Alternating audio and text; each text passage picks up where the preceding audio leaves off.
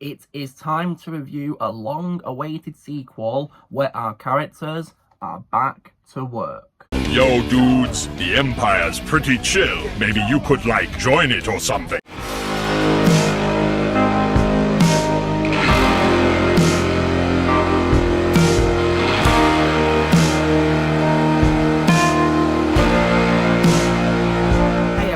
Lukimus Prime here, so it is time for another movie review today, and this time it's going to be for another animated film review. This is going to be for the sequel to a film that I reviewed last week, and it's an animated superhero film by Pixar. And this film was, of course, released in 2018, and it's none other than, of course, Incredibles 2, which is directed by Brad Bird, returning from directing the first movie from 2004. And this is, of course, a sequel to The Incredibles and the second full-length installment of the franchise. So, now, how was this film made then? So, following the success of the first movie, Brad Bird postponed development on this sequel because he was working on other films, of course, in his career. And he attempted to distinguish the scripts from superhero films and superhero television series released since the first film, focusing on the family dynamic rather than the superhero genre. So he wanted to do something different, and I admire him for wanting to do something different in this sequel. And of course, due to him working on other projects, the project, of course, was stalled for quite some time because he was busy making other things, for example, Mission Impossible Ghost Protocol. And the film was then finally released 14 years later, so it's a pretty long gap since the first movie. And lots of the cast came back to reprise their roles, which is really good. So it's really cool that they all came back to reprise their roles. Some of them, however, got recasted for some reasons. For example, of course, Dash was now voiced by Huckleberry Milner instead of Spencer Fox, because Spencer Fox, of course, has aged since the first film and, of course, hit puberty, so he couldn't voice anymore, so he had to be voiced by a younger actor this time. And also, as well, Jonathan Banks also voices Rick Dicker in the sequel too, because unfortunately Bud Luckey passed away in 2018 before he could have reprised his role as the character, so rest in peace to Bud Luckey. But a lot of the cast did reprise their roles from the first film, which is brilliant. And the film premiered in Los Angeles on June 5th, 2018, and was theatrically released in the United States on June 15th, 2018. And it received positive reviews from critics with praise for its animation, humour, voice acting, action sequences, writing and musical score. And the film made $182.7 million in its opening weekend, setting the record for best debut for an animated film. And it grossed over $1.2 billion worldwide, making it the fourth highest grossing film of the year, the second highest grossing animated film, and 15th highest grossing film of all time during its theatrical run, along with being Pixar's third film to gross $1 billion after Finding Dory and Toy Story 3. And it was also the highest grossing animated film in America and Canada, as well as the highest grossing Pixar film until the release of Inside Out 2 in 2024. It was also named by the National Board of Review as the best animated film of that year too. And it was nominated for Best Animated Feature Film at the 76th Golden Globe Awards and the 91st Academy Awards, but it lost both of them to Spider-Man Into Spider-Verse. It did, however, win the 2019 Kids' Choice Award for Favourite Animated Movie Award, at least, which is good, so it won an award. So, when it comes, of course, to my reaction to this film then, so about 3 years ago, I decided to one day check out this sequel because I'd only seen the first movie and not the sequel, so after I rewatched the first film to re-jog my memory of it in preparation for a sequel, I then, of course, watched this film, and I will be honest and say that, in my opinion, it's a good sequel. Is it as good as the first movie? No. The first movie can never be topped, in my opinion, because, in my opinion, it's a masterpiece, as you'll see me talk about on my last review for that film. But do I think it's a bad movie, though? No, I don't think it's a bad film, because it does have good things in it, but, in my opinion, though, it's weaker than the first movie, and I'll get to why that is. So, now, what is the sequel about then? So, the story follows the Incredibles as they try to restore the public's trust in superheroes while balancing family life. And of course, the film introduces a brand new villain, which is, of course, the Screenslaver, and alongside other brand new characters too as well in this film. So, now, what I think is great about this film then? So, just like the first film, it does have a very good cast of actors. So, For example, Craig Nelson reprises his role as Mr. Incredible, and he once again does a brilliant job playing the character, makes him funny and entertaining like the first movie, and also a likeable superhero character who's really great to watch in this film. And also as well, Holly Hunter returns as Elastigirl. She's also good as her again in the sequel too. And also so is Sarah Vowell returning to voice Violet Parr as well in the film too. And I will say, when it comes to Gash, even though I did of course miss Spencer Fox from the first film because he of course hit puberty and couldn't reprise his role due to that, I think Huckleberry Milner did a really good job voicing Gash because he does sound a little bit like Spencer Fox, I must say, really. And he's definitely a very good sounder like, I must say. And also as well, Jack Jack's also in the film too as well, and voiced by Ellie Fasile, and I definitely like how his film gave Jack a bit more focus than the first film did, where of course The Incredibles found out about Jack's superpowers, which was really cool to see. And it was definitely really good. And what's cool as well, Nick Bird also does the voice for Jack's monster form, which he turns into, which is also really cool too. So he was voiced by several actors in the film. And also returning from the first film is also the legendary Samuel L. Jackson reprising his role as Frozone. And he was once again really great in the role too, made him also a badass, likeable character again. And definitely for voice was Samuel L. Jackson, no question. And also returning as well is also Brad Bird, the director himself, as Edna Mode, who of course is a fashion designer for superheroes. And he was once again really entertaining as Edna and made her a very funny character once again, like the first film certainly did.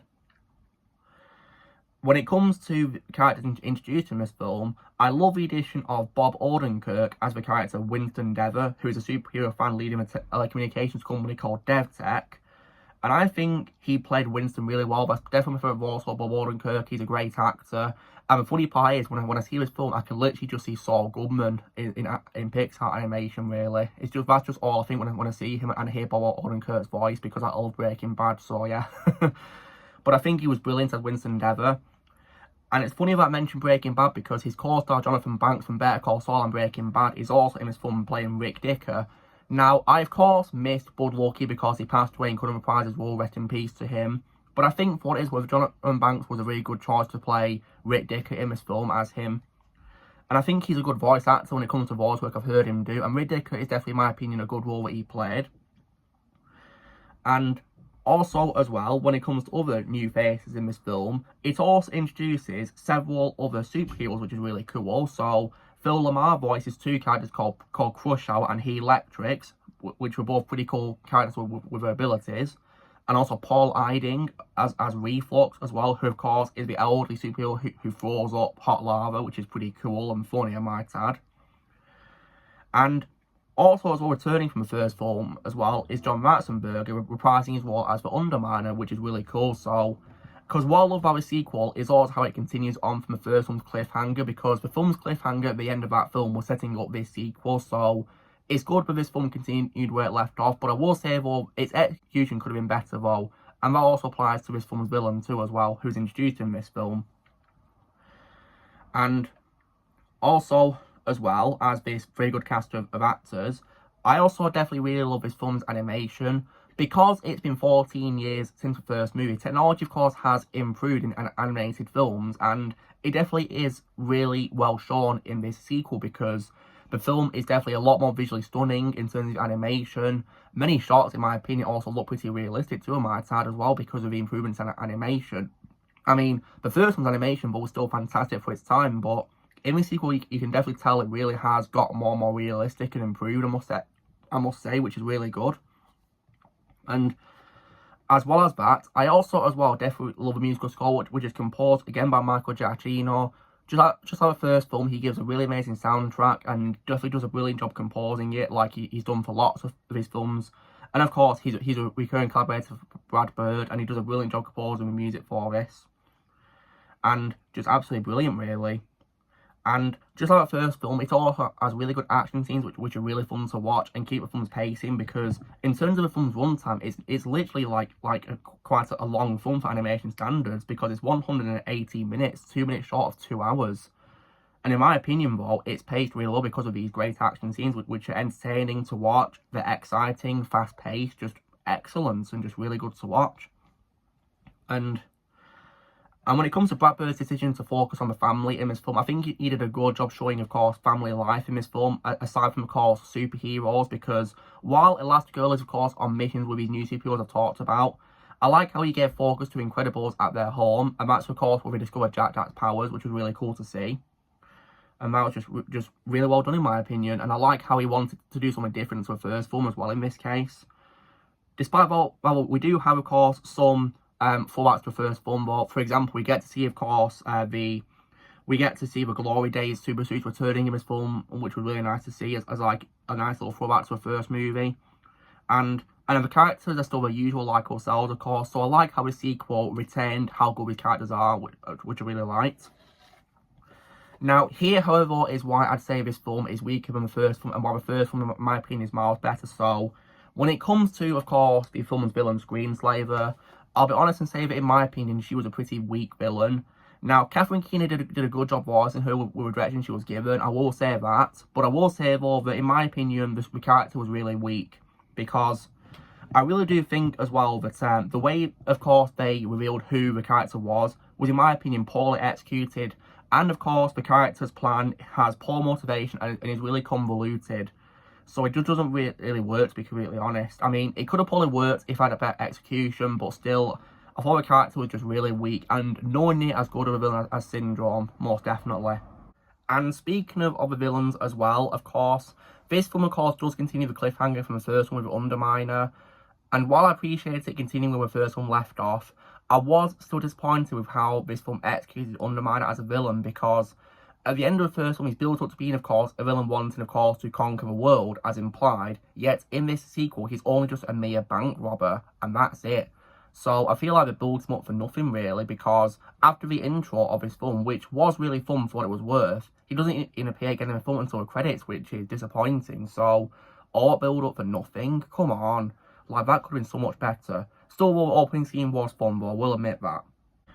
And in addition to that as well, it was also, as well, pretty obvious, of course, who Screenslaver was, because it's Evil Endeavour, who's Winston's sister, because her name sounds too much like Evil Endeavour, which is just an unoriginal name, if you ask me, really. So it doesn't really work. And also, as well, you know how I said, of course, that the film has Elastigirl on these missions? I kind of feel they did it way too much and didn't really give much focus to Incredible Family, because all we do is we're at home, really, and that's all. Like, we don't really see much action apart from, of course, Jack's powers being exposed. So I feel like we were quite inferior to how we were in the first film in that sense, but despite being likeable, we were quite inferior. So that's all it was, really, and it would have been cool if we got to see them in more action rather than just being stuck at home, because Elastigirl was, of course, this film's main focus, really, so it kind of feels like an Elastigirl movie in some cases, really. And also, as well, that also applies to Frozone, because I feel he's also a bit underused compared to the first film. Would love to see more Frozone, I will say that. In my opinion, the first one did handle his screen time better, but I think in this film it could have been better as well. But unfortunately, he didn't really pay much in this film, which is a shame, because I love Frozone. Nonetheless, I still think Incredibles 2 is a good sequel, and when it comes to the future of this franchise, we of course gave the announcement there's a third film happening, and I hope it's going to be good. I did say on my video on films that deserve sequels that this film does deserve a third movie, a sequel, so I definitely would love to see this third film, and hopefully it's going to be really good. I really hope so. So, hopefully it's going to probably be better than this film, but to be completely honest, guys, I don't think any of the Incredible films can top the original movie, because this film is an absolute masterpiece and can't be topped in my opinion. So, that's, of course, my thoughts on Incredibles 2. So, if I was to give this sequel a score out of 10, because, in my opinion, it's weaker than the first film, I'll probably give it, for me, probably a solid score of 8 out of 10. Doesn't compare to the first film, most definitely. So, that's me doing my review for 2018's Incredibles 2. So, you know the drill, guys. Be sure to give this video a like. Also, be sure to let me know in the comments what you guys think Incredibles 2, what your thoughts are on it. Let me know in the comments below. Also, be sure to join Team Prime by pressing subscribe if you want in the future, and I'll see you all later.